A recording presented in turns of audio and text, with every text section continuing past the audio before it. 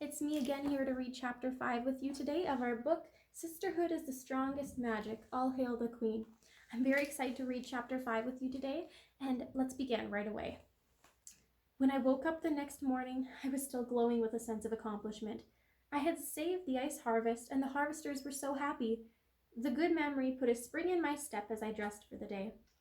I strolled through the halls of the palace, happily humming a tune to myself. Just outside the study, Anna greeted me breathlessly. "Ready for number 5?" she asked, holding up her adventure list. "Definitely," I replied. "What's on the agenda?" "A picnic with some friends I met in the village," Anna explained. "That sounds wonderful. Just let me go grab my cloak. I think I left it in here." I opened the door to my study, expecting the usual early morning quiet. Instead, I was surprised by a gaggle of voices coming from outside. I turned to Anna for an answer, but my sister looked as puzzled as I was. I crossed to the windows and looked out. A huge crowd of people had gathered in the courtyard. "What is it?" Anna asked, coming up beside me. "I'm not sure," I said. We hurried downstairs on the hunt for answers. We were met by Kai, the butler. He was busy directing a handful of servants. "Kai, what's going on?" I asked him. "The villagers are here to see you, Your Majesty," the butler explained. "Why, is something wrong?" I asked anxiously. "No, Your Majesty," he said, chuckling. "They're seeking an audience with the Queen. They want your help." Kai led Anna and I down the main corridor. He and the servants were getting the audience chamber ready. The audience chamber was a special room where the villagers could visit with me. Outside the chamber, 2 footmen stood at the ready. They opened 2 grand doors as I approached. I walked into the beautiful hall with the high ceilings, and I took my seat on the throne. Anna followed and stood beside me. "We'll let the villagers in as soon as you're ready, Your Majesty," Kai said. "All right," I said. I was nervous and excited all at once. The people of the village were depending on me.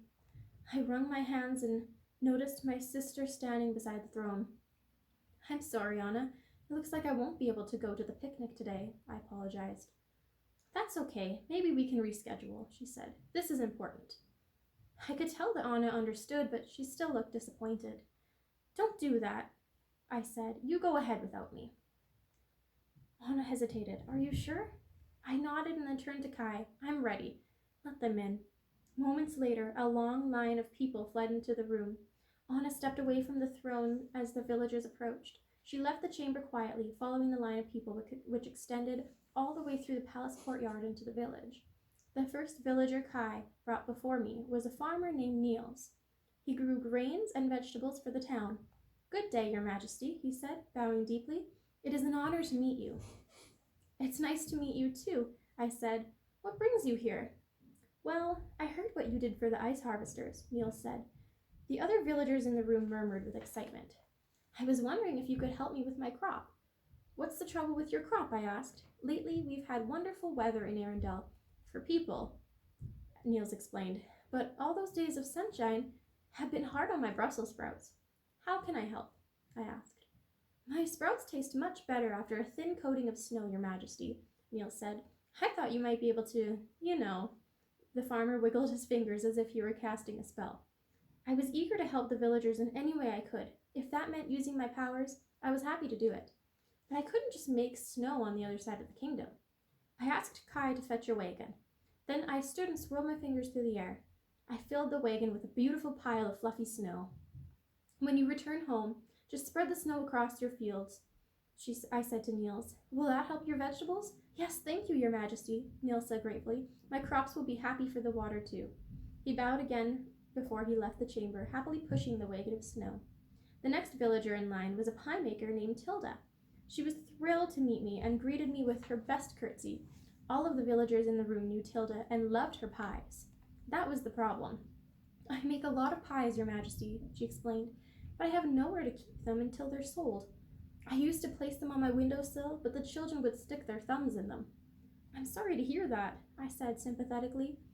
I don't like to leave them out anyhow," Tilda said. "If they sit too long, my banana creams spoil and my meringues melt." I frowned, puzzled by the dilemma. I wasn't a baker, but there had to be a way to keep the pies fresh. "What about an icebox?" I suggested.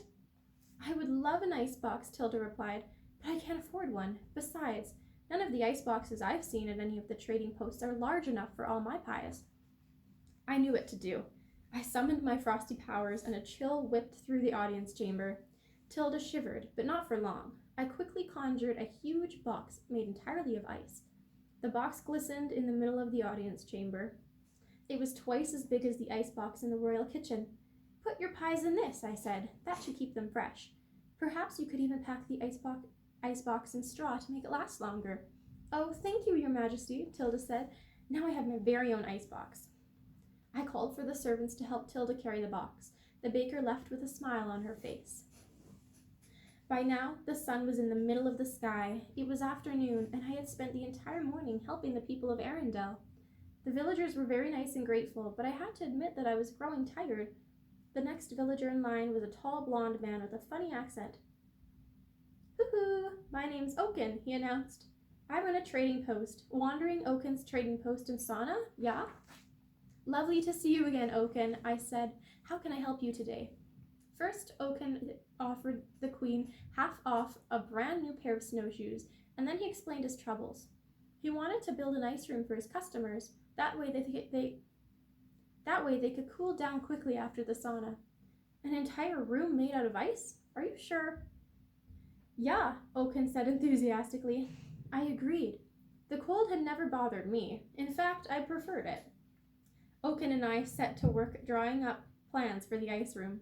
We decided that I would go to the trading post and help build it the next day. "Yoo-hoo!" Oaken said as he dashed off. I smiled.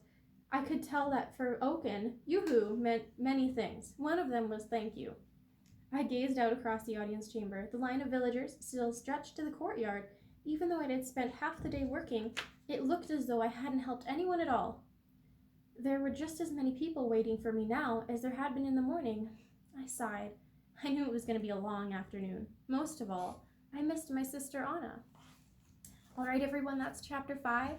I'm very excited to read chapter 6 with you next week. I hope you have a magical time until I see you again. Bye, everyone.